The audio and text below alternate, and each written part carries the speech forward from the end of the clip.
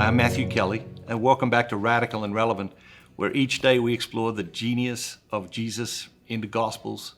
Today's reading is from the Gospel of Matthew, chapter 5, verses 17 through 19. Remember, each day we're listening for a word, a phrase, or an idea that the Holy Spirit uses to capture our attention. Think not that I have come to abolish the law and the prophets. I have come not to abolish them, but to fulfill them. For truly, I say to you, till heaven and earth pass away, not an iota, not a dot, will pass from the law until all is accomplished. Whoever then relaxes one of the least of these commandments and teaches men so to do the same, shall be called the least in the kingdom of heaven.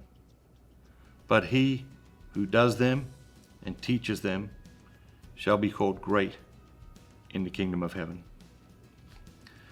So what is it that jumps out at you? You know, Jesus has come. Some people recognized him, some people didn't. Those that recognized him, they all had expectations of him.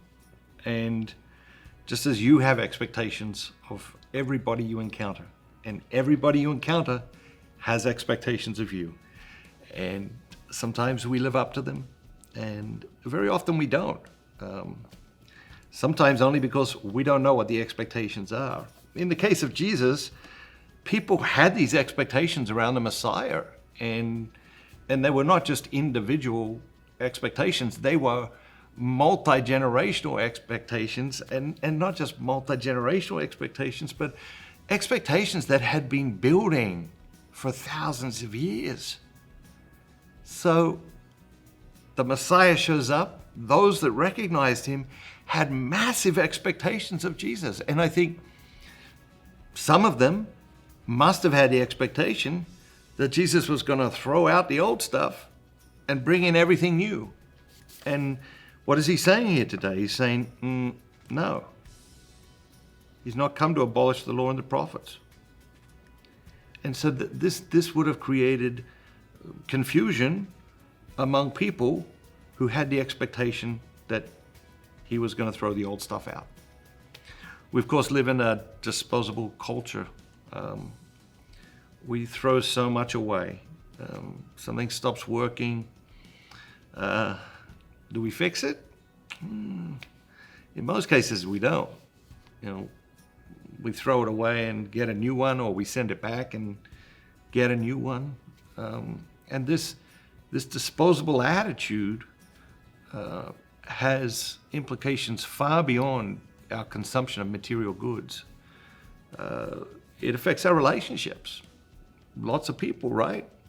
Relationship gets broken. Do they fix it? No, they throw it away.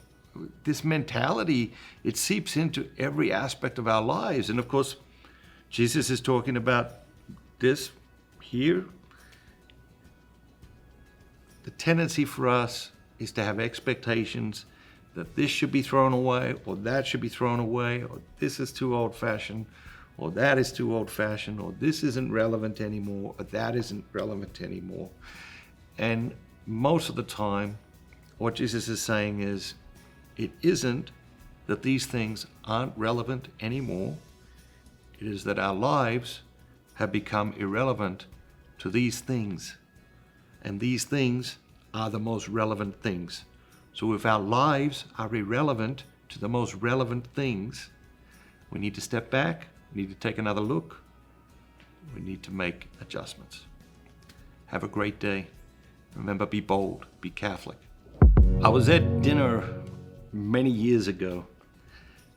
Was about to speak in a parish, and there were a bunch of people at the dinner, and I heard out of sort of just peripheral, a priest say at the head of the table, you can become a saint just by governing your speech.